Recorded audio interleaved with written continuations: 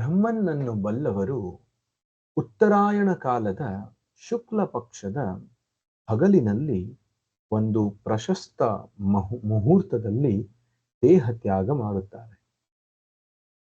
ಸೂರ್ಯನು ಭೂಮಧ್ಯರೇಖೆಯ ಉತ್ತರ ಭಾಗದಲ್ಲಿ 6 ತಿಂಗಳನ್ನು, ದಕ್ಷಿಣ ಭಾಗದಲ್ಲಿ 6 ತಿಂಗಳನ್ನು ಕಳೆಯುತ್ತಾನೆ. ಗ್ರಹಗಳು ಚಲಿಸಿದಂತೆಲ್ಲ ಸೂರ್ಯನು ಚಲಿಸುತ್ತಿರುತ್ತಾನೆ ಎಂಬ ಸಂಗತಿಯು ನಮಗೆ ಶ್ರೀಮದ್ ಭಾಗವತದಲ್ಲಿ ಕಾಣಸಿಗುತ್ತದೆ. ಸೂರ್ಯನು ಉತ್ತರ ಧ್ರುವದಲ್ಲಿದ್ದಾಗ ಒಬ್ಬ ವ್ಯಕ್ತಿಯು ಗತಿಸಿದರೆ ಆತ ಮೋಕ್ಷ ಗಳಿಸುತ್ತಾನೆ. ಈ ಅಧ್ಯಾಯದ ಹೆಸರು ಕೃಷ್ಣನ ಸಂಗ ಸೌಭಾಗ್ಯ ಅಂತ. ಇದರಲ್ಲಿ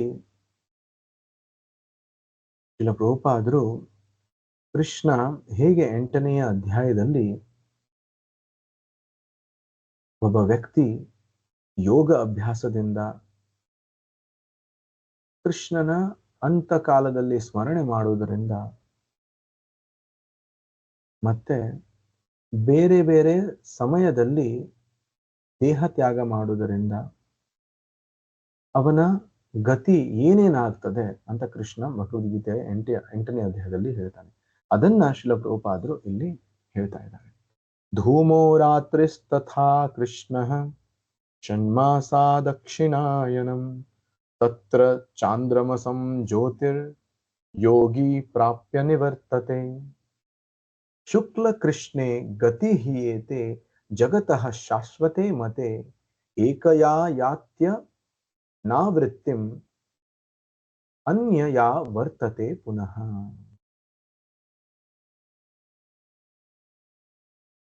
ದಕ್ಷಿಣಾಯನದಲ್ಲಿ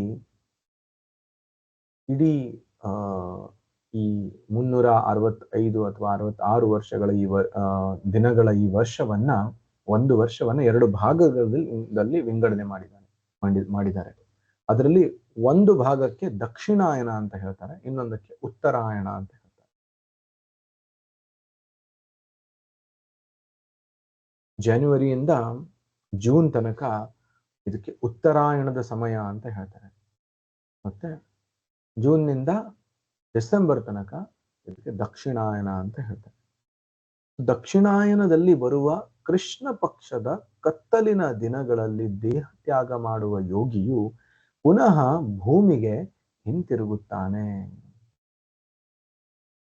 ದಕ್ಷಿಣಾಯನದ ಅಂದ್ರೆ ಜೂನ್ ತಿಂಗಳ ನಂತರ July, August, September, October, November, December, ಈ 6 ತಿಂಗಳು. ಈ ಸಮಯದಲ್ಲಿ ಕೃಷ್ಣ ಪಕ್ಷದ ಕತ್ತಲಿನ ದಿನಗಳಲ್ಲಿ ದೇಹ ತ್ಯಾಗ ಮಾಡುವ ಯೋಗಿಯು ಪುನಃ ಭೂಮಿಗೆ ಹಿಂತಿರುಗುತ್ತಾನೆ. ಅಂತಹ ಸಮಯದಲ್ಲಿ ದೇಹ ತ್ಯಾಗ ಮಾಡಿದರೆ ಅವರು ಮತ್ತೆ ಭೂಮಿಗೆ ಮರಳಿ ಬರುತ್ತಾರೆ. ವೇದವು ಹೇಳುವ ಪ್ರಕಾರ ವ್ಯಕ್ತಿಯು ಪ್ರಪಂಚವನ್ನು ಬಿಡುವ ಕ್ರಿಯೆ 2 ತೆರನದ್ದು.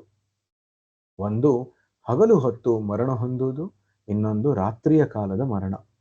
ಹಗಲು ಹೊತ್ತು ಮರಣ ಹೊಂದುವವರು ಪುನಃ ಭೂಮಿಗೆ ಮರಳುವುದಿಲ್ಲ, ಆದರೆ ರಾತ್ರಿ ಕಾಲದಲ್ಲಿ ದೇಹ ತ್ಯಾಗ ಮಾಡಿದವರು ಮರಳಿ ಬರುತ್ತಾರೆ.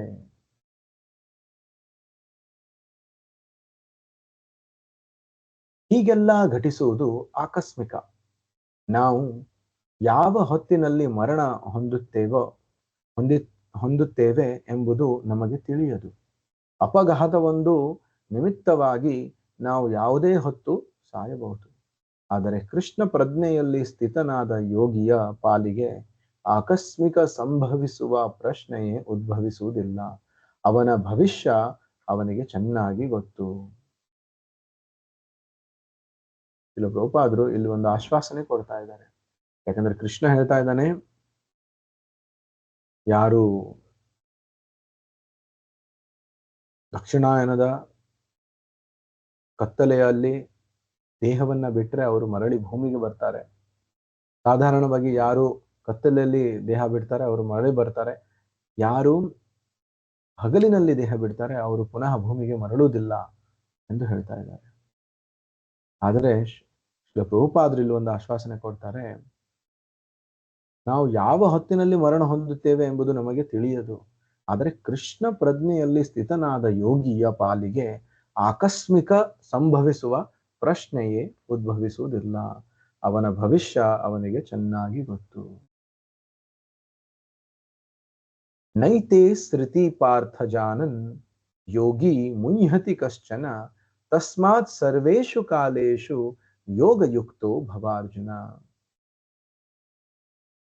ಹೇ ಅರ್ಜುನ, ಈ ಎರಡು ಮಾರ್ಗಗಳನ್ನು ಬಲ್ಲ ಭಕ್ತರು ಎಂದಿಗೂ ದಿಗ್ಭ್ರಾಂತರಾಗುವುದಿಲ್ಲ. ಆದ್ದರಿಂದ ಅವರು ಸದಾ ಭಕ್ತಿಪರಾಯಣರಾಗಿರುತ್ತಾರೆ. ಒಬ್ಬ ವ್ಯಕ್ತಿಯು ಮರಣ ಸಮಯದಲ್ಲಿ ಕೃಷ್ಣನನ್ನು ಸ್ಮರಿಸಬಲ್ಲನಾದರೆ ಅವನು ಕೂಡಲೇ ಕೃಷ್ಣನ ಧಾಮಕ್ಕೆ ಸ್ಥಳಾಂತರಿಸಲ್ಪಡುತ್ತಾನೆ ಎಂಬುದನ್ನು ಈಗಾಗಲೇ ಖಚಿತಪಡಿಸಿದ್ದಾರೆ. ಕೃಷ್ಣ ಹೇಳ್ತಾನೆ, ಅಂತಕಾಲೇ ಚ ಮಾಮೇವ ಸ್ಮರನ್ ಮುಕ್ತ್ವಾ ಕಲೇವರಂ ಯಃ ಪ್ರಯಾತಿ ಸಮದ್ಭಾವಂ ಯಾತಿ ನಾಸ್ತ್ಯತ್ರ ಸಂಶಯಃ. ಅಭ್ಯಾಸಯೋಗಯುಕ್ತೇನ ಚೇತಸಾ ನಾನ್ಯಗಾಮಿನ ಪರಮಂ ಪುರುಷಂ ದಿವ್ಯಂ ಯಾತಿ ಪಾರ್ಥಾನುಚಿಂತಯನ್. ಈ ಎರಡು ಶ್ಲೋಕದಲ್ಲಿ ಕೃಷ್ಣ ಸುಂದರವಾಗಿ ವಿವರಿಸ್ತಾ ಇದ್ದಾರೆ. ಅಂತಕಾಲೇ ಚ ಮಾಮೇವ ಸ್ಮರನ್ ಮುಕ್ತ್ವಾ ಕಲೇವರಂ. ಅಂತಕಾಲದಲ್ಲಿ ಆ ದೇಹ ಬಿಡುವಂತಹ ಸಮಯ, ಮರಣದ ಸಮಯ ಬಂದಾಗ ಮಾಮೇವ ಸ್ಮರನ್ ಮುಕ್ತ್ವಾ ಕಲೇವರಂ, ನನ್ನನ್ನ ಸ್ಮರಣೆ ಮಾಡಿಕೊಂಡು ಕಲೇವರಂ ಮುಕ್ತ, ದೇಹವನ್ನ ಬಿಟ್ರೆ, ದೇಹದಿಂದ ಮುಕ್ತನಾದ್ರೆ ಯಹ ಪ್ರಯಾತಿ ಸ ಮದ್ಭಾವಂ ಯಾತಿ ನಾಸ್ತ್ಯತ್ರ ಸಂಶಯ. ಅವನು ಯಾರು ಅಂತಕಾಲದಲ್ಲಿ ನನ್ನ ಸ್ಮರಣೆ ಮಾಡಿ ದೇಹ ಬಿಡ್ತಾರೋ ಅವರು ಯಹ ಪ್ರಯಾತಿ ಸ ಮದ್ಭಾವಂ, ಅವರು ಕೃಷ್ಣನ ಲೋಕಕ್ಕೆ ಪ್ರಯಾಣ ಮಾಡ್ತಾರೆ. ಯಾತಿ ನ ನ ಅಸ್ತಿ ಅತ್ರ ಸಂಶಯ, ನಾಸ್ತಿ ಅತ್ರ ಸಂಶಯ, ಇದರಲ್ಲಿ ಬೇರೆ ಯಾವ ಸಂಶಯ ಇಲ್ಲ. ಖಂಡಿತವಾಗಿಯೂ ಕೂಡ ನನ್ನನ್ನು ಸ್ಮರಣೆ ಮಾಡಿ ಯಾರು ದೇಹ ಬಿಡ್ತಾರೆ ಅವರು ನನ್ನ ಧಾಮಕ್ಕೆ ಮರಳಿ ಬರ್ತಾರೆ ಅಂತ ಕೃಷ್ಣ ಇಲ್ಲಿ ಹೇಳ್ತಾ ಇದ್ದಾರೆ. ಅಭ್ಯಾಸ ಯೋಗ ಯುಕ್ತೇನ ಚೇತಸ ನ ಅನ್ಯಗಾಮಿನ ಪರಮಂ ಪುರುಷಂ ದಿವ್ಯಂ ಯಾತಿ ಪಾರ್ಥಾನು ಚಿಂತಯನ್.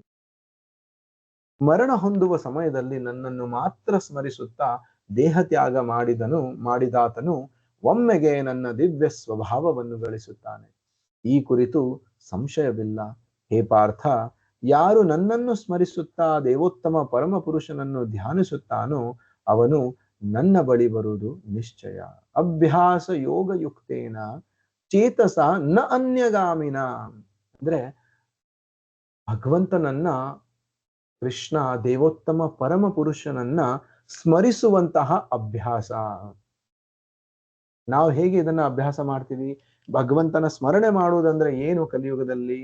ಕಲಿಯುಗದಲ್ಲಿ ಭಗವಂತನ ಸ್ಮರಣೆ ಮಾಡುವುದಂದ್ರೆ ಭಗವಂತನ ದಿವ್ಯವಾದ ನಾಮಗಳನ್ನ ಉಚ್ಚರಿಸುವುದು. ಹರೇ ಕೃಷ್ಣ ಕೃಷ್ಣ ಕೃಷ್ಣ ಹರೇ ಹರೇ, ಹರೇ ರಾಮ ರಾಮ ರಾಮ ಹರೇ ಹರೇ. ಇದು ಭಗವಂತ ಕೃಷ್ಣನನ್ನು ಸ್ಮರಿಸುವ ರೀತಿ ಕಲಿಯುಗದಲ್ಲಿ. ಇದರ ನಾವು ಅಭ್ಯಾಸ ಮಾಡಿದರೆ, ಅಭ್ಯಾಸ ಯೋಗಯುಕ್ತೇನ ಚೇತಸ, ಮನಸ್ಸು, ನ ಅನ್ಯಗಾಮಿನ, ಬೇರೆ ಎಲ್ಲೂ ಕೂಡ ಮನಸ್ಸು ಹೋಗದೆ, ಪರಮಂ ಪುರುಷಂ ದಿವ್ಯಂ ಯಾತಿ, ಈ ತರ ಅಭ್ಯಾಸ ಮಾಡಿದವರು ಅವರು ಭಗವದ್ಧಾಮಕ್ಕೆ ಖಂಡಿತವಾಗಿಯೂ ಕೂಡ ಹೋಗ್ತಾರೆ. ಈ ಬಗೆಯ ಕೃಷ್ಣ ಧ್ಯಾನ ಅಸಾಧ್ಯವೆನಿಸಬಹುದು. ನ ಅನ್ಯಗಾಮಿನ ಅಂದ್ರೆ ಬೇರೆ ಎಲ್ಲೂ ಕೂಡ ಮನಸ್ಸು ಹೋಗದೆ ಬರೇ ಕೃಷ್ಣನ ಮಾತ್ರ ಧ್ಯಾನದಲ್ಲಿ ಇರಬೇಕು. ಇದು ತುಂಬಾ ಕಷ್ಟ ಅನ್ಸ್ಬಹುದು. ಇನ್ನೊಂದು ಕಡೆಗೂ ಕೃಷ್ಣ ಹೇಳ್ತಾನೆ, ಅನನ್ಯಾಶ್ಚಿಂತಯಂತೋ ಮಾಂ. ಅನ್ಯ ಬೇರೆ ಯಾವುದೂ ಇಲ್ಲ, ನನ್ನ ಚಿಂತನೆ ಮಾತ್ರ ಮಾಡಬೇಕು. ಅನನ್ಯ ಚೇತಃ ಸತತಂ, ನಿನ್ನ ಮನಸ್ಸು ಬೇರೆ ಎಲ್ಲೂ ಹೋಗ್ಬಾರ್ದು, ನಿನ್ನ ಚಿತ್ತ ಬೇರೆ ಎಲ್ಲೂ ಹೋಗ್ಬಾರ್ದು, ನನ್ನ ಮೇಲೆ ಮಾತ್ರ ಇರಬೇಕು ಅಂತ ಕೃಷ್ಣ ಹಲವಾರು ಕಡೆ ಭಗವದ್ಗೀತೆಯಲ್ಲಿ ಹೇಳ್ತಾರೆ. ಈ ಬಗೆಯ ಕೃಷ್ಣ ಧ್ಯಾನ ಒಬ್ಬ ಸಾಧಾರಣ ಮನುಷ್ಯನಿಗೆ ಅಸಾಧ್ಯ ಅಂತ ಅನಿಸ್ತದೆ. ಆದ್ರೆ ಹಾಗೇನೂ ಇಲ್ಲ ಅಂತ ಶ್ರೀಲ ಪ್ರಭುಪಾದರಲ್ಲಿ ಹೇಳ್ತಾ ಇದ್ದಾರೆ. ವ್ಯಕ್ತಿಯು ಹರೇ ಕೃಷ್ಣ ಕೃಷ್ಣ ಕೃಷ್ಣ ಹರೇ ಹರೇ ಹರೇ ರಾಮ ರಾಮ ರಾಮ ಹರೇ ಹರೇ ಎನ್ನುವ ಮಹಾಮಂತ್ರವನ್ನು ಜಪಿಸುತ್ತಾ ಕೃಷ್ಣ ಪ್ರಜ್ಞೆಯಲ್ಲಿ ನೆಲೆಗೊಂಡರೆ ಅಂಥವರಿಗೆ ಭಗವಂತನ ನೆರವು ಬಹು ಬೇಗ ಸಿಗುವುದು. ಅತೀ ಸರಳವಾದಂತಹ ಉಪಾಯ.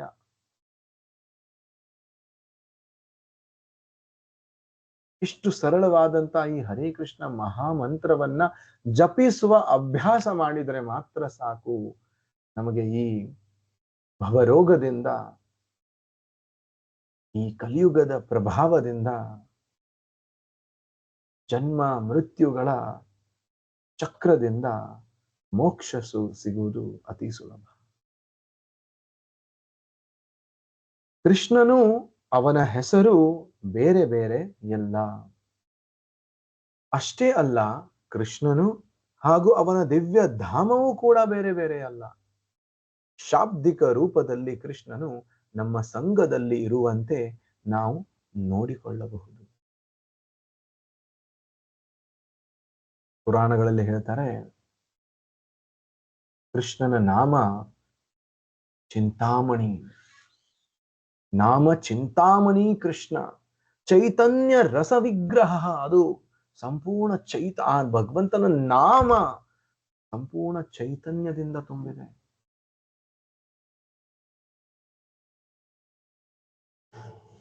ನಾಮ ಚಿಂತಾಮಣಿ ಕೃಷ್ಣ ಚೈತನ್ಯ ರಸ ವಿಗ್ರಹ.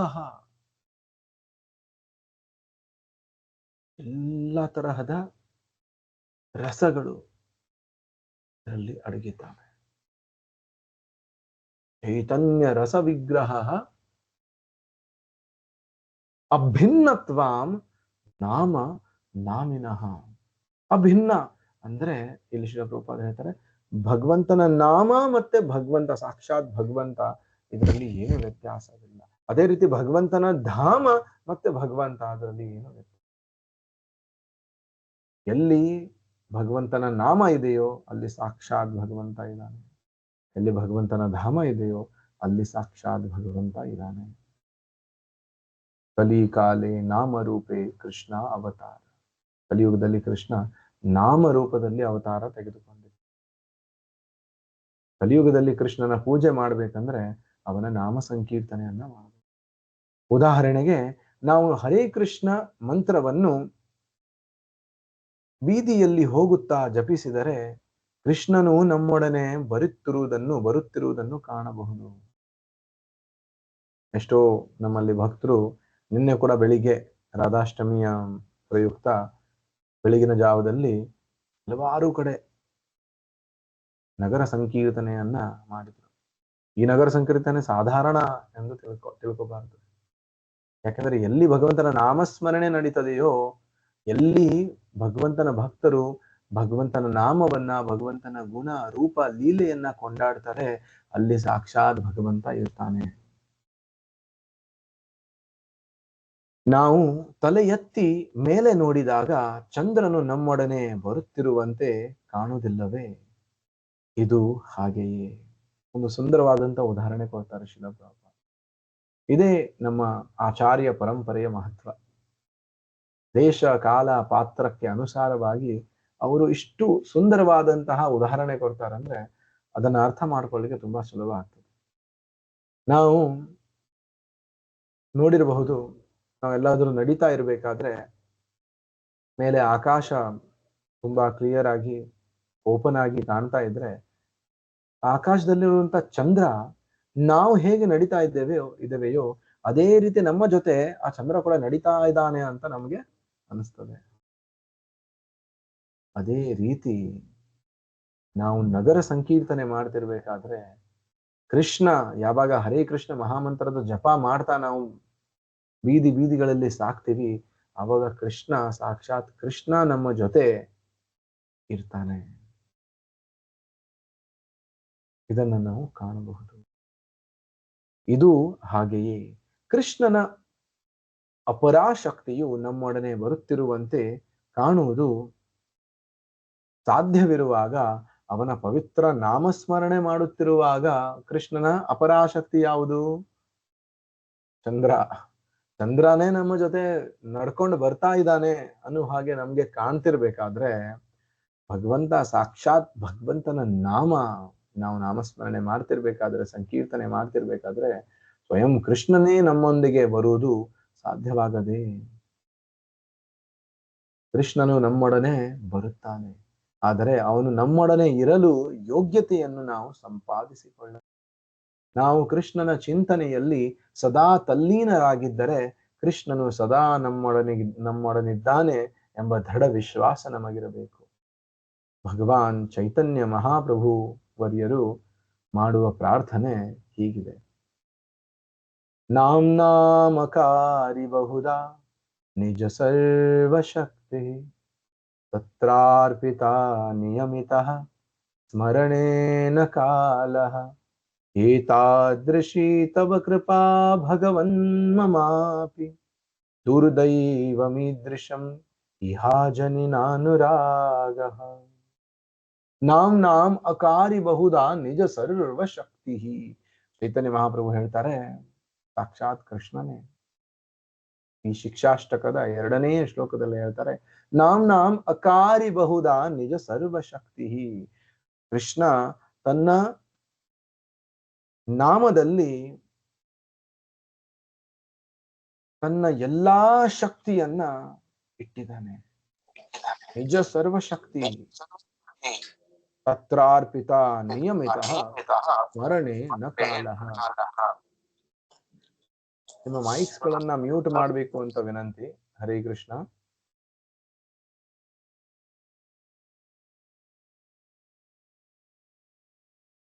ಈ ಭಗವಂತನ ನಾಮಸ್ಮರಣೆ ಮಾಡಲಿಕ್ಕೆ ಯಾವುದೇ ತರಹದ ನಿಯಮಗಳು ಇಲ್ಲ. ಎಷ್ಟೋ ಸಲ ನಾವು ನೋಡ್ತೀವಿ, ಹಲವಾರು ಮಂತ್ರಗಳಿಗೆ, ಗಾಯತ್ರಿ ಮಂತ್ರ ಆಗ್ಲಿ ಅಥವಾ ಬೇರೆ ಯಾವ್ದಾದ್ರು ಮಂತ್ರ, ವೇದಗಳಲ್ಲಿರುವಂತ ಮಂತ್ರಗಳಾಗ್ಲಿ, ಅದನ್ನ ನಾವು ಪಠಿಸ್ಬೇಕಂದ್ರೆ ಅದಕ್ಕೆ ಕೆಲವೊಂದು ನಿಯಮಗಳಿದಾವೆ. ಬ್ರಾಹ್ಮಣರೇ ಆಗಿರ್ಬೇಕು, ಸ್ನಾನ ಮಾಡ್ಕೊಂಡೇ ಮಾಡ್ಬೇಕು, ಬೆಳಗಿನ ಜಾವದಲ್ಲಿ ಸಂಧ್ಯಾಕಾಲದಲ್ಲಿ ಮಾತ್ರ ಮಾಡ್ಬೇಕು, ಬೇರೆ ಸಮಯದಲ್ಲಿ ಮಾಡುವ ಹಾಗಿಲ್ಲ. ಈ ರೀತಿ ಹಲವಾರು, ಒಂದು ಡೈರೆಕ್ಷನ್, ಒಂದು ಪೂರ್ವ ದಿಕ್ಕಿಗೆ ನೋಡಿಕೊಂಡು ಅಥವಾ ಉತ್ತರ ದಿಕ್ಕಿನ ನೋಡ್ಕೊಂಡು ಮಾತ್ರ ಅದನ್ನ ಪಠಿಸ್ಬೇಕು ಅಂತ ಬಹಳಷ್ಟು ನಿಯಮಗಳಿದಾವೆ. ಆದ್ರೆ ಯಾವಾಗ ಹರೇ ಕೃಷ್ಣ ಮಹಾಮಂತ್ರ, ಈ ಹರೇ ಕೃಷ್ಣ ಮಹಾಮಂತ್ರವನ್ನ ನಾವು ಯಾವ ಸಮಯದಲ್ಲೂ ಯಾವ ದಿಕ್ಕನ್ನ ನೋಡ್ಕೊಂಡು ಕೂಡ ಸ್ನಾನ ಮಾಡಿದ್ರೂ ಪರವಾಗಿಲ್ಲ, ಮಾಡದೇ ಇದ್ರೂ ಪರವಾಗಿಲ್ಲ, ಈ ಹರೇ ಕೃಷ್ಣ ಮಹಾಮಂತ್ರವನ್ನು ನಾವು ಜಪಿಸಬಹುದು. ಯಾಕೆ? ಭಗವಂತನ ನಾಮ, ಆ ನಾಮವನ್ನ ನಾವು ತೆಗೆದುಕೊಳ್ಳುವುದರಿಂದ ಆ ಭಗವಂತನ ನಾಮ ಕಲುಷಿತ ಆಗುವುದಿಲ್ಲ. ಭಗವಂತನ ನಾಮ ಪೂರ್ಣ ಶುದ್ಧ ನಿತ್ಯ ಮುಕ್ತ, ಪೂರ್ಣ ಶುದ್ಧ ನಿತ್ಯ ಮುಕ್ತ, ಅಭಿನ್ನತ್ವಾಂ ನಾಮ ನಾಮಿನಃ. ಅದರ ಸಾಕ್ಷಾತ್ ಭಗವಂತನ ನಾಮನೇ ಭಗವಂತ ಎಂದು ನಾವು ಅರ್ಥ ಮಾಡಿಕೊಂಡು ಭಗವಂತನ ನಾಮಸ್ಮರಣೆ ಮಾಡ್ಬೇಕಾದ್ರೆ ಅದಕ್ಕೆ ತಕ್ಕ ಇದನ್ನ ನಾವು ಕೆಲವೊಂದು ನಿಯಮಗಳನ್ನ ಪಾಲನೆ ಮಾಡಬೇಕು. ಹೇಗೆ ನಿಮ್ಮ ಮನೆಗೆ ಯಾರಾದ್ರೂ ಗೆಸ್ಟ್ ಬಂದ್ರೆ ನೀವು ಕೆಲವೊಂದು ಕಾಮನ್ ಎಟಿಕೇಟ್ಸ್ ಅನ್ನ ಫಾಲೋ ಮಾಡ್ತಿರೋ, ಅದೇ ರೀತಿ ನಾವು ಭಗವಂತನಿಗೆ ಆದರ ಪೂರ್ವಕ ಅವನ ಸ್ವಾಗತ ಮಾಡಬೇಕು. ನಾಮ ರೂಪದಲ್ಲಿ ಭಗವಂತನ ಸ್ವಾಗತ ಮಾಡಬೇಕು. ಅದಕ್ಕೋಸ್ಕರ ನಮ್ಮನ್ನು ನಾವು ಶುಚಿಗೊಳಿಸ್ಕೋಬೇಕು. ಆದಷ್ಟು ಬೆಳಗಿನ ಜಾವದಲ್ಲಿ ನಾವು ಭಗವಂತನ ನಾಮಸ್ಮರಣೆಯನ್ನ ಮಾಡಬೇಕು. ಇಲ್ಲ ಅಂದ್ರೆ ಈ ಹರೇ ಕೃಷ್ಣ ಮಹಾಮಂತ್ರ ಜಪ ಮಾಡ್ಲಿಕ್ಕೆ ಬೇರೆ ಯಾವುದು ಕೂಡ ನಿಯಮಗಳು ಇಲ್ಲ. ಏತಾದೃಶಿ ತವ ಕೃಪಾ ಭಗವನ್ ಮಮಾಪಿ. ಭಗವಂತನ ಕೃಪೆಯಿಂದ ಈ ನಾಮ ನಮಗೆ ಸಿಕ್ಕಿದೆ, ಆದ್ರೆ ದುರ್ದೈವಂ ಈದೃಶಂ ಇಹಾಜನಿ ನಾನುರಾಗ. ಆದ್ರೆ ಭಗವಂತ ಅಪಾರ ಕೃಪೆಯಿಂದ ಕಲಿಯುಗದಲ್ಲಿ ತನ್ನ ನಾಮವನ್ನ ನಮಗೆ ಕೊಟ್ಟಿದ್ದಾನೆ. ಸಾಕ್ಷಾತ್ ಭಗವಂತ ನಾಮ ರೂಪದಲ್ಲಿ ನಮ್ಮ ಜೊತೆಗಿರಲಿಕ್ಕೆ ಸಿದ್ಧನಾಗಿದ್ದಾನೆ. ಆದ್ರೆ ದುರ್ದೈವಂ, ಅನ್ಫಾರ್ಚುನೇಟ್ಲಿ, ನನ್ನ ದುರ್ದೈವ ಎಷ್ಟು ಅಂದ್ರೆ ನ ಅನುರಾಗ, ನನಗೆ ಆ ಭಗವಂತನ ನಾಮದ ಮೇಲೆ ಏನು ಅನುರಾಗ ಇಲ್ಲ, ಏನು ರುಚಿ ಇಲ್ಲ, ಏನು ಆಸಕ್ತಿ ಇಲ್ಲ ಎಂದು ಚೈತನ್ಯ ಮಹಾಪ್ರಭು ಪ್ರಾರ್ಥನೆ ಮಾಡ್ತಾರೆ. ಹೇ ಪ್ರಭುವೇ, ನಿನ್ನ ಪವಿತ್ರ ನಾಮವೊಂದು ಮಾತ್ರ ಜೀವಿಗಳಿಗೆ ಸಕಲ ವರಗಳನ್ನು ದಯಪಾಲಿಸಬಲ್ಲದು. ಆದ್ದರಿಂದ ನಿನಗೆ ಕೃಷ್ಣ, ಗೋವಿಂದ ಮುಂತಾಗಿ ನೂರಾರು ಸಹಸ್ರಾರು ಹೆಸರುಗಳಿವೆ. ಈ ದಿವ್ಯ ನಾಮಧೇಯಗಳಲ್ಲಿ ನೀನು ನಿನ್ನೆಲ್ಲಾ ದಿವ್ಯ ಶಕ್ತಿಗಳನ್ನು ತುಂಬಿರುವೆ ಮತ್ತು ನಿನ್ನ ಈ ನಾಮಾವಳಿಯನ್ನು ಜಪಿಸಲು ಕಟ್ಟುನಿಟ್ಟಾದ ನಿಯಮಗಳಾವೂ ಇಲ್ಲ. ಹೇ ಪ್ರಭುವೇ, ನಿನ್ನ ನಾಮಧೇಯಗಳ ಉಚ್ಚಾರದ ಮೂಲಕ ನಿನ್ನ ಬಳಿಗೆ ಬರುವುದನ್ನು ನೀನು ತುಂಬಾ ಸುಲಭ ಮಾಡಿದ್ದೀಯೆ. ಆದರೆ ದುರ್ದೈವಿಯಾದ ನಾನು ನಿನ್ನ ನಾಮಧೇಯಗಳಲ್ಲಿ ಆಕರ್ಷಣೆಯೇ ಇಲ್ಲದವನಾಗಿದ್ದೇನೆ. ಬರಿಯ ಸಂಕೀರ್ತನ ಪ್ರಕ್ರಿಯೆಯೊಂದರಿಂದಲೇ ನಾವು ಕೃಷ್ಣನ ವೈಯಕ್ತಿಕ ಸಂಘ ಭಾಗ್ಯದಿಂದ ಬರುವ ಎಲ್ಲಾ ಅನುಕೂಲಗಳನ್ನು ಪಡೆಯಬಹುದಾಗಿದೆ. ಭಗವಂತನ ವೈಯಕ್ತಿಕ ಸಂಘದಿಂದ ನಮಗೆ ಏನ್ ಲಾಭ ಆಗ್ತದೋ ಅದೇ ಭಗವಂತನ ನಾಮಸ್ಮರಣೆ ಮಾಡುವುದರಿಂದ ಕೂಡ ನಮಗೆ ಆ ಲಾಭ ಆಗ್ತದೆ. ಭಗವಾನ್ ಚೈತನ್ಯ ಮಹಾಪ್ರಭುಗಳನ್ನು ಸಾಕ್ಷಾತ್ಕೃತರೆಂದು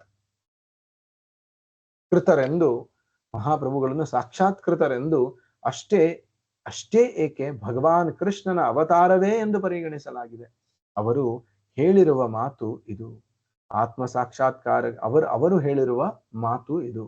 ಆತ್ಮ ಸಾಕ್ಷಾತ್ಕಾರಕ್ಕೆ ಬೇಕಾದ ಸೌಕರ್ಯಗಳು ಈ ಕಲಿಯುಗದಲ್ಲಿ ಇಲ್ಲ. ಆದರೂ ಕೃಷ್ಣನು ಯುಗ ಧರ್ಮಕ್ಕನುಗುಣವಾಗಿ ಆಚರಣೆಗೆ ತರಲೆಂದು ಈ ಶಬ್ದ ಅವತಾರವನ್ನು ನಮಗೆ ನೀಡುವಷ್ಟು ಕರುಣಾಶಾಲಿಯಾಗಿದ್ದಾನೆ. ಈ ವಿಧಾನಕ್ಕೆ ಯಾವುದೇ ತೆರನ ವಿಶೇಷ ಅರ್ಹತೆಗಳು ಬೇಕಾಗಿಲ್ಲ. ಸಂಸ್ಕೃತವನ್ನು ತಿಳಿಯಬೇಕಾಗಿಲ್ಲ. ಹರೇ ಕೃಷ್ಣ ಮಂತ್ರದ ನಾದ ತರಂಗಕ್ಕೆ ಎಂತಹ ಶಕ್ತಿಯುಂಟೆಂದರೆ ಅದನ್ನು ಯಾರು ಬೇಕಾದರೂ ತತ್ಕ್ಷಣವೇ ಜಪಿಸಲು ಪ್ರಾರಂಭಿಸಬಹುದು. ಹೀಗೆ ಮಾಡಲು ಸಂಸ್ಕೃತ ಭಾಷೆಯ ಜ್ಞಾನ ಸ್ವಲ್ಪ ಕೂಡ ಬೇಕಾಗದು. ವೇದೇಶು ಯಜ್ಞೇಶು ತಪಸ್ಸು ಚೈವ ದಾನೇಶು ಯತ್ ಪುಣ್ಯ ಫಲಂ ಪ್ರದಿಷ್ಠಂ ಅತ್ಯೇತಿ ತತ್ಸರ್ವಮಿದಂ ವಿದಿತ್ವಾ ಯೋಗಿ ಪರಂ ಸ್ಥಾನಮುಪೈತಿ ಚಾದ್ಯಂ. ಮುಂದೆ ಕೃಷ್ಣ ಹೇಳ್ತಾನೆ, ಭಕ್ತಿ ಸೇವೆಯ ಮಾರ್ಗವನ್ನು ಆಯ್ಕೆ ಮಾಡಿಕೊಳ್ಳುವ ವ್ಯಕ್ತಿಯು ವೇದಾಧ್ಯಯನದ ಉಗ್ರ ತಪೋ ಪೂಜಾದಿಗಳನ್ನು ಮಾಡಿದ್ದರ, ದಾನ ಕಾರ್ಯದ ಹಾಗೂ ಕಲ್ಯಾಣ ಕಾರ್ಯಗಳನ್ನು ಮಾಡಿದ್ದರ ಫಲಗಳಿಂದ ವಂಚಿತನಾಗುವುದಿಲ್ಲ. ನಾವು ಅನ್ಕೋಬಹುದು, ನಾನು ಭಕ್ತಿ ಸೇವೆ ಮಾಡಿದ್ರೆ ಬೇರೆಲ್ಲಾ ಪುಣ್ಯ ಮಾಡಿಲ್ಲ, ತಪಸ್ಸು ಮಾಡಿಲ್ಲ, ವೇದಾಧ್ಯಯನ ಮಾಡಿಲ್ಲ, ನನಗೆ ನನ್ನ ಉದ್ಧಾರ ಹೇಗಾಗ್ತದೆ? ಇಲ್ಲಿ ಹೇಳ್ತಾರೆ, ಬರೀ ಭಕ್ತಿ ಸೇವೆಯ ಮಾರ್ಗವನ್ನು ಆಯ್ಕೆ ಮಾಡಿಕೊಂಡ್ರೆ ಸಾಕು. ನೀವು ವೇದಾಧ್ಯಯನ ಮಾಡುವಂತಹ ಫಲ, ಉಗ್ರ ತಪೋ ಪೂಜಾದಿಗಳನ್ನು ಮಾಡುವುದರ ಫಲ, ದಾನ ಕಾರ್ಯ ಮಾಡುವ ಫಲ, ಕಲ್ಯಾಣ ಕಾರ್ಯ ಮಾಡುವುದರ ಫಲ ಎಲ್ಲವೂ ಕೂಡ ಭಕ್ತಿ ಸೇವೆ ಮಾಡುವ ಭಕ್ತನಿಗೆ ಅತಿ ಸುಲಭವಾಗಿ ದೊರಕುತ್ತವೆ.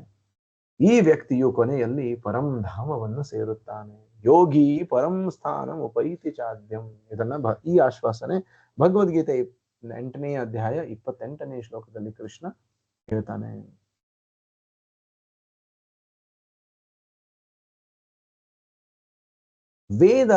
ವೇದದ ಸಕಲ ಉಪದೇಶವು ಜೀವನದ ಘನೋದ್ದೇಶವನ್ನು ಸಾಧಿಸುವ ಎಂದರೆ ಭಗವದ್ಧಾಮಕ್ಕೆ ಹಿಂದಿರುಗುವ ಅಂತಿಮ ಗುರಿಯುಳ್ಳದ್ದು.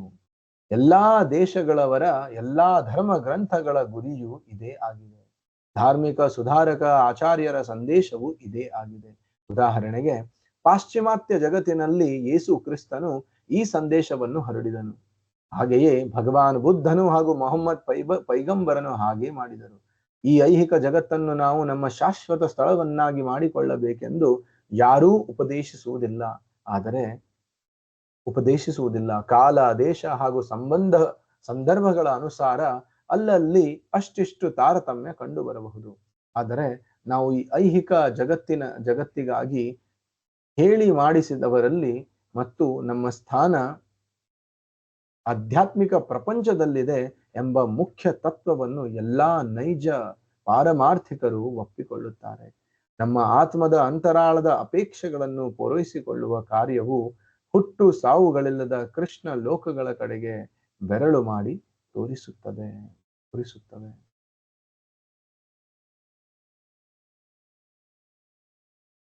ಇಲ್ಲಿಗೆ ಈ ಪುಸ್ತಕದ 5ನೇ ಅಧ್ಯಾಯದ ಜೊತೆ ಈ ಪುಸ್ತಕದ ರೀಡಿಂಗ್ ಮುಕ್ತಾಯ ಆಯಿತು. ಇಲ್ಲಿ ಸಿ ಭಕ್ತಿ ವೇದಾಂತ ಸ್ವಾಮಿ ಶ್ರೀಲ ಪ್ರಭುಪಾದರ ಬಗ್ಗೆ, ಅವರ ಸಂಕ್ಷಿಪ್ತ ಜೀವನದ ಬಗ್ಗೆ ಹೇಳಿದ್ದಾರೆ. ಇದನ್ನ ಓದಿ ನಾವು ಇವತ್ತಿನ ಈ ರೀಡಿಂಗ್ ಸೆಷನ್ ಅನ್ನ ಮುಕ್ತಾಯ ಮಾಡೋಣ. ವೈದಿಕ ಸಾಹಿತ್ಯಗಳಲ್ಲಿ ಹೇಳಿರುವಂತೆ ಶ್ರೀಕೃಷ್ಣನು ಸುಮಾರು 525 ವರ್ಷಗಳ ಹಿಂದೆಯಷ್ಟೇ ಶ್ರೀ ಚೈತನ್ಯ ಮಹಾಪ್ರಭುಗಳ ರೂಪದಲ್ಲಿ ಅವತರಿಸಿದನು. ಇದೊಂದು ಸುವರ್ಣಾವತಾರ. ಮಹಾಪ್ರಭುಗಳು ಪಶ್ಚಿಮ ಬಂಗಾಳದ ಮಾಯಾಪುರದಲ್ಲಿ ಜನಿಸಿದರು. ಇವರು ಭಗವಂತನ ಪವಿತ್ರ ನಾಮಸ್ಮರಣೆಯಾದ ಹರೇ ಕೃಷ್ಣ ಕೃಷ್ಣ ಕೃಷ್ಣ ಹರಿ ಹರೇ, ಹರೇ ರಾಮ ರಾಮ ರಾಮ ಹರಿ ಹರೇ ಎಂಬ ಮಹಾಮಂತ್ರವು ಭಾರತದ ಸಮುದ್ರ ತಟವನ್ನು ದಾಟಿ ಪ್ರಪಂಚದಾದ್ಯಂತ ಪ್ರತಿಯೊಂದು ನಗರ ಹಾಗೂ ಹಳ್ಳಿಗಳಲ್ಲಿ ಹರಡುತ್ತದೆ ಎಂಬ ಭವಿಷ್ಯವಾಣಿಯನ್ನು ನುಡಿದಿದ್ದರು. ಪೃಥ್ವೀತೆ ಆಚೆಯತ ನಗರಾದಿ ಗ್ರಾಮ್ ಸರ್ವತ್ರ ಪ್ರಚಾರ ಹೊಯ್ಬೆ ಮೊರನಾಮ್ ಅಂತ ಚೈತನ್ಯ ಮಹಾಪ್ರಭು ಹೇಳಿದರು. ಅವರ ಭವಿಷ್ಯವಾಣಿಯು ಶ್ರೀಮದ್ ಭಕ್ತಿ ವೇದಾಂತ ಸ್ವಾಮಿ ಪ್ರಭುಪಾದರಿಂದ ಸತ್ಯವಾಯಿತು. ಅವರ ಜೀವನ ಮತ್ತು ಬೋಧನೆಗಳ ಸಂಕ್ಷಿಪ್ತ ವಿವರಣೆ ಹೀಗಿದೆ. ಶ್ರೀಲ ಪ್ರಭುಪಾದರು 1896 ಸೆಪ್ಟೆಂಬರ್ 1ನೇ ತಾರೀಖು, ಇವತ್ತನೇ ದಿನ ಡೇಟ್ ಪ್ರಕಾರ ಇವತ್ತು ಶ್ರೀಲ ಪ್ರಭುಪಾದವರ ಹುಟ್ಟು ಹಬ್ಬ. ಶ್ರೀಕೃಷ್ಣ ಜನ್ಮಾಷ್ಟಮಿಯ ಒಂದು ದಿನದ ಅನಂತರ ಕಲ್ಕತ್ತಾದಲ್ಲಿ ಜನಿಸಿದರು. ಅವರು ಹುಟ್ಟಿದಾಗ ಜಾತಕ ನೋಡಿದ ಜ್ಯೋತಿಷಿ ಪ್ರಭುಪಾದರು ಅವರ 70ನೆಯ ವಯಸ್ಸಿನಲ್ಲಿ ಭಾರತದ ಸಮುದ್ರವನ್ನು ದಾಟಿ ಇಡೀ ಪ್ರಪಂಚದಾದ್ಯಂತ 108 ಶ್ರೀಕೃಷ್ಣ ದೇವಾಲಯಗಳನ್ನು ಸ್ಥಾಪಿಸುತ್ತಾರೆ ಎಂದು ಹೇಳಿದ. ಶ್ರೀಲ ಪ್ರಭುಪಾದರು ತಮ್ಮ ಬಾಲ್ಯದಲ್ಲಿಯೇ ಶ್ರೀಕೃಷ್ಣನ ಪರಮ ಭಕ್ತರಾಗಿದ್ದರು. ಅವರ ತಂದೆ ಕೊಟ್ಟಿದ್ದ ಪುಟ್ಟ ರಾಧಾಕೃಷ್ಣ ವಿಗ್ರಹಗಳನ್ನು ಅವರು ಬಾಲ್ಯದಿಂದಲೇ ಪೂಜಿಸುತ್ತಿದ್ದರು. ಅವರ 6ನೆಯ ವಯಸ್ಸಿನಲ್ಲಿ ಪುರಿಯ ಜಗನ್ನಾಥ ರಥಯಾತ್ರೆಯ ಮಾದರಿಯಲ್ಲಿಯೇ ಒಂದು ಪುಟ್ಟ ರಥ ನಿರ್ಮಿಸಿ ಮನೆ ಮಂದಿಯೆಲ್ಲ ಸೇರಿ ರಥೋತ್ಸವ ಆಚರಿಸಿ ಆನಂದಪಟ್ಟರು. ಇದು 8 ದಿನಗಳ ಕಾಲ ತಡೆಯಿಲ್ಲದೆ ನಡೆಯಿತು. ಶ್ರೀಲ ಪ್ರಭುಪಾದರು ತಮ್ಮ ಪದವಿ ವಿದ್ಯಾಭ್ಯಾಸವನ್ನು ಪ್ರಸಿದ್ಧ ಸ್ಕಾಟಿಷ್ ಚರ್ಚ್ ಕಾಲೇಜಿನಲ್ಲಿ ಮುಗಿಸಿದರು. ಆ ಸಂದರ್ಭದಲ್ಲಿ ಶ್ರೀಲ ಭಕ್ತಿ ಸಿದ್ಧಾಂತ ಸರಸ್ವತಿ ಠಾಕೂರರ ದರ್ಶನ ಇವರಿಗಾಯಿತು. ಮುಂದೆ ಇವರೇ ಶ್ರೀಲ ಪ್ರಭುಪಾದರಿಗೆ ಆಧ್ಯಾತ್ಮಿಕ ಗುರುಗಳಾದರು. ಶ್ರೀಲ ಭಕ್ತಿ ಸಿದ್ಧಾಂತ ಸರಸ್ವತಿ ಠಾಕೂರ್ ಅವರು ಪ್ರಭುಪಾದರಿಗೆ ಕೃಷ್ಣ ಪ್ರಜ್ಞೆಯ ಬೋಧನೆಯನ್ನು ಪಾಶ್ಚಾತ್ಯ ರಾಷ್ಟ್ರಗಳಲ್ಲಿ ಹರಡಲು ಹೇಳಿದರು. ಈ ಒಂದು ಪ್ರಸ್ತಾವನೆಯೇ ಶ್ರೀಲ ಪ್ರಭುಪಾದರ ಹೃದಯ ತುಂಬಿ ಅವರು ತಮ್ಮ ಜೀವನವನ್ನೇ ಈ ಕಾರ್ಯಕ್ಕಾಗಿ ಮುಡುಪಾಗಿಸಿದರು. ಗೃಹಸ್ಥ ಜೀವನದಲ್ಲಿ ಅವರು ವ್ಯಾಪಾರದ ಜೊತೆಯಲ್ಲೇ ತಮ್ಮ ಹೆಚ್ಚಿನ ಸಮಯ ಮತ್ತು ಹಣವನ್ನು ತಮ್ಮ ಆಧ್ಯಾತ್ಮಿಕ ಗುರುಗಳ ಧ್ಯೇಯ ಬೋಧನೆಗಳನ್ನು ಹರಡಲು ವಿನಿಯೋಗಿಸಿಕೊಂಡರು. ಅವರು ಬ್ಯಾಕ್ ಟು ಗಾಡ್ ಹೆಡ್, ಮರಳಿ ಭಗವಂತನೆಡೆಗೆ ಎಂಬ ಪತ್ರಿಕೆಯನ್ನು ಪ್ರಾರಂಭಿಸಿದರು. ಅದನ್ನು ಸ್ವತಃ ಬರೆದು ಮುದ್ರಿಸಿ ತಮ್ಮ ಕೈಯಿಂದಲೇ ಹಂಚುತ್ತಿದ್ದರು. ಝಾನ್ಸಿಯಲ್ಲಿ ಅವರು ಧರ್ಮ ಪ್ರಸಾರಕ್ಕಾಗಿ ಲೀಗ್ ಆಫ್ ಡಿವೋಟೀಸ್, ಭಕ್ತರ ಒಕ್ಕೂಟ ಎಂಬ ಸಂಸ್ಥೆಯನ್ನು ಸ್ಥಾಪಿಸಿದರು. ಪ್ರಭುಪಾದರ ತಾತ್ವಿಕ ಅರಿವು ಮತ್ತು ಭಕ್ತಿಯ ಬಗ್ಗೆ ಅವರ ಸಾಧನೆಯನ್ನು ಗುರುತಿಸಿ ಗೌಡಿಯ ವೈಷ್ಣವ ಸಂಘವು 1959ರಲ್ಲಿ ಭಕ್ತಿ ವೇದಾಂತ ಎಂಬ ಬಿರುದನ್ನು ಕೊಟ್ಟು ಗೌರವಿಸಿತು. ಪ್ರಭುಪಾದರು ತಮ್ಮ ಕೌಟುಂಬಿಕ ಜೀವನದಿಂದ ನಿವೃತ್ತಿಯನ್ನು ಹೊಂದಿ ಸನ್ಯಾಸವನ್ನು ಸ್ವೀಕರಿಸಿದರು. ಆನಂತರ ಅವರು ವೃಂದಾವನ ಧಾಮಕ್ಕೆ ತೆರಳಿ ಅಲ್ಲಿ ಸರಳ ಜೀವನವನ್ನು ನಡೆಸುತ್ತಾ ತಮ್ಮ ಅತ್ಯಮೂಲ್ಯ ಸಮಯವನ್ನು ಅಧ್ಯಯನ ಮತ್ತು ಬರವಣಿಗೆಯಲ್ಲಿಯೇ ಕಳೆದರು. ಅವರ ಜೀವನದ ಅತ್ಯಮೂಲ್ಯ ಕೃತಿಯಾದ ಶ್ರೀಮದ್ ಭಾಗವತ ಪುರಾಣ 18,000 ಶ್ಲೋಕಗಳಿಗೆ ಅನುವಾದ ತಾತ್ಪರ್ಯವನ್ನು ಬರೆಯಲು ಪ್ರಾರಂಭಿಸಿದರು. ಅಮೆರಿಕನ್ನರನ್ನು ಅನುಸರಿಸುವುದು ಆಗಿನ ಕಾಲಕ್ಕೆ ಹೆಮ್ಮೆಯ ವಿಷಯವಾಗಿತ್ತು.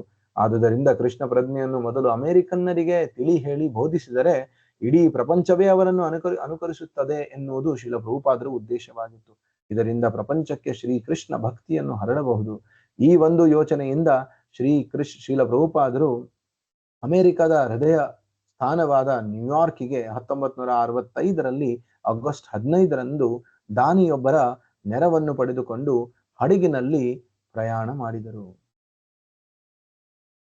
ಇದೇ ಶ್ರೀಲ ಪ್ರಭುಪಾದರು ಈ ಪ್ರಯಾಣವನ್ನ ನೆನಪು ಮಾಡಲಿಕ್ಕಂತ ಆಗಸ್ಟ್ 13ರಿಂದ 38 ದಿನಗಳ ಕಾಲ ಪ್ರತಿದಿನ ಇಸ್ಕಾನ್ ಬೆಂಗಳೂರಿನಲ್ಲಿ ಮತ್ತೆ ಬೇರೆ ಹರಿಕೃಷ್ಣ ಮೂವ್ಮೆಂಟ್ ಟೆಂಪಲ್ ಅಲ್ಲೂ ಕೂಡ ಶ್ರೀಲ ಪ್ರಭುಪಾದರು ಹಡಗಿನಲ್ಲಿ ಬರೆದಿರುವಂತ 2 ಭಜನೆಗಳನ್ನ ನಾವು ಹಾಡ್ತೀವಿ.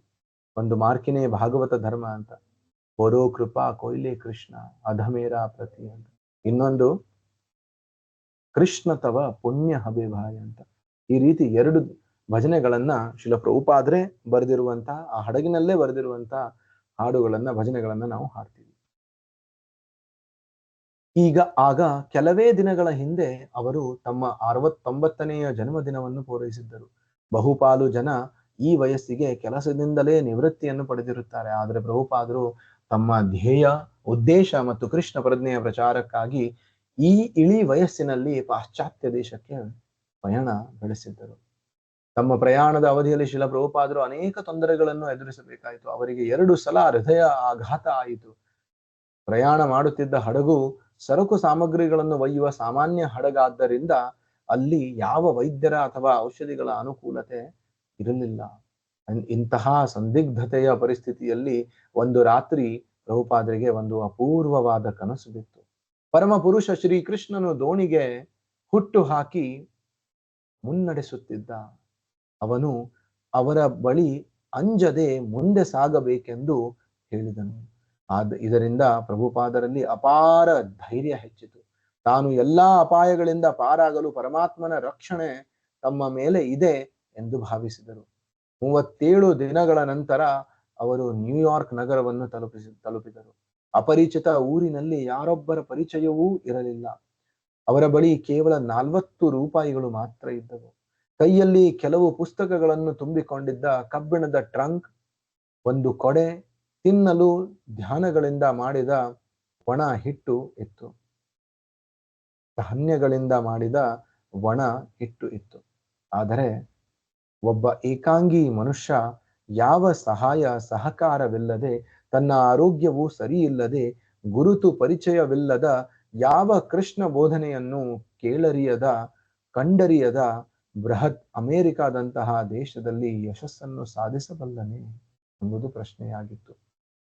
ಈ ಅಲ್ಪಾವಧಿಯಲ್ಲಿ, ಅಂದರೆ 1965ರಿಂದ 1977ರ ತನಕ ಶ್ರೀಲ ಪ್ರಭುಪಾದರು ಶ್ರೀಕೃಷ್ಣ ಬೋಧನೆಯನ್ನು ಪ್ರಪಂಚದ ಪ್ರಮುಖ ನಗರಗಳಲ್ಲಿ ಹರಡುವ ಕಾರ್ಯಕ್ರಮವನ್ನು ಮಾಡಿದರು ಮತ್ತು ಅಂತಾರಾಷ್ಟ್ರೀಯ ಕೃಷ್ಣ ಪ್ರಜ್ಞಾ ಸಂಸ್ಥೆಯನ್ನು ಸ್ಥಾಪಿಸಿ ಸಾವಿರಾರು ಜನರು ಅದರ ಸದಸ್ಯರಾಗುವಂತೆ ಮಾಡಿದರು. ಪ್ರಭುಪಾದರ ಬಾಲ್ಯ ಜೀವನದಲ್ಲಿ ಹೇಳಲಾಗಿದ್ದ ಭವಿಷ್ಯವಾಣಿಯು ಸತ್ಯವಾಯಿತು. ಅವರು 108 ಶ್ರೀಕೃಷ್ಣ ದೇವಾಲಯಗಳನ್ನು ಸ್ಥಾಪಿಸಿದರು. ಅದರಲ್ಲಿ ಮುಖ್ಯವಾಗಿ ಪ್ರಪಂಚದಲ್ಲಿಯೇ ಪ್ರಮುಖ ನಗರವಾದ ನ್ಯೂಯಾರ್ಕ್ನಲ್ಲಿ 13 ಅಂತಸ್ತಿನ ಕೃಷ್ಣ ಮಂದಿರದ ಕಟ್ಟಡವು ಒಂದು. ತಮ್ಮ ಧ್ಯೇಯ ಸಾಧನೆಗಾಗಿ ಪ್ರಭುಪಾದರು ಇಡೀ ಜಗತ್ತನ್ನು 14 ಸಲ ಪರ್ಯಟನೆ ಮಾಡಿ ಪ್ರಚಾರ ಕಾರ್ಯವನ್ನು ನಡೆಸಿದರು.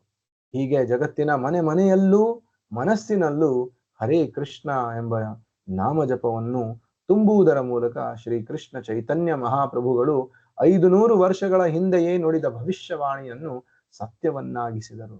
ಶ್ರೀಲ ಪ್ರಭುಪಾದರು ತಮ್ಮ 70ರಿಂದ 82ನೇ ವಯಸ್ಸಿನ ಅವಧಿಯಲ್ಲಿ 70 ಸಂಪುಟ ಪುಸ್ತಕಗಳನ್ನು ಬರೆದು ಮುದ್ರಿಸಿದ್ದಾರೆ. ಆ ಪುಸ್ತಕಗಳು ಈಗ 28ಕ್ಕೂ ಹೆಚ್ಚು ಭಾಷೆಗಳಿಗೆ ಅನುವಾದಗೊಂಡು ಕೋಟ್ಯಾಂತರ ಸಂಖ್ಯೆಗಳಲ್ಲಿ ಜಗತ್ತಿನಾದ್ಯಂತ ಮಾರಾಟವಾಗಿದೆ. ಪ್ರಭುಪಾದರು ಸಾವಿರಾರು ಪ್ರವಚನಗಳನ್ನು ನೀಡಿದ್ದಾರೆ. ಸಾವಿರಾರು ಪತ್ರ ಲೇಖನಗಳನ್ನು ಬರೆದಿದ್ದಾರೆ. ತಮ್ಮ ಅನುಯಾಯಿಗಳೊಡನೆ ಸಾವಿರಾರು ಸಂವಾದಗಳಲ್ಲಿ ಭಾಗವಹಿಸಿದ್ದಾರೆ. ಅಪೂರ್ವ ವಿಚಾರದ ವಿದ್ವತ್ತನ್ನು ತಮ್ಮ ಟೀಕೆ ಟಿಪ್ಪಣಿಗಳಲ್ಲಿ ಅಭಿವ್ಯಕ್ತಿಸಿದ್ದಾರೆ. ಅವರು ಪ್ರಮುಖ ವಿದ್ವಾಂಸರು, ಪ್ರಾಧ್ಯಾಪಕರು, ಸಾಮಾಜಿಕ ಕಾರ್ಯಕರ್ತರು, ರಾಜಕೀಯ ತಜ್ಞರು ಮುಂತಾದವರ ಹೃದಯವನ್ನು ತೀವ್ರವಾಗಿ ಆಕರ್ಷಿಸಿದ್ದಾರೆ. ಧರ್ಮ, ತತ್ವಶಾಸ್ತ್ರ ಮತ್ತು ಸಂಸ್ಕೃತಿಗೆ ಪ್ರಭುಪಾದರ ಕೊಡುಗೆಗಳು ಅಪಾರವಾದುದು.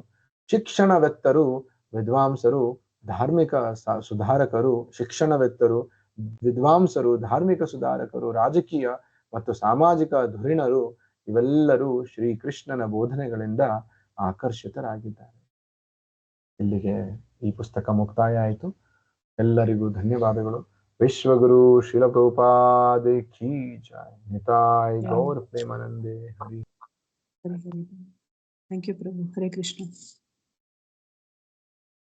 Hare Krishna, Prabhu. Hare Krishna.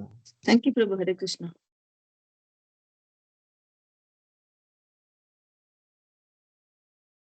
Hare Krishna Prabhu. Thank you. Hare Krishna Prabhu. Hare Krishna Prabhu. Thank you. Thank you Prabhu.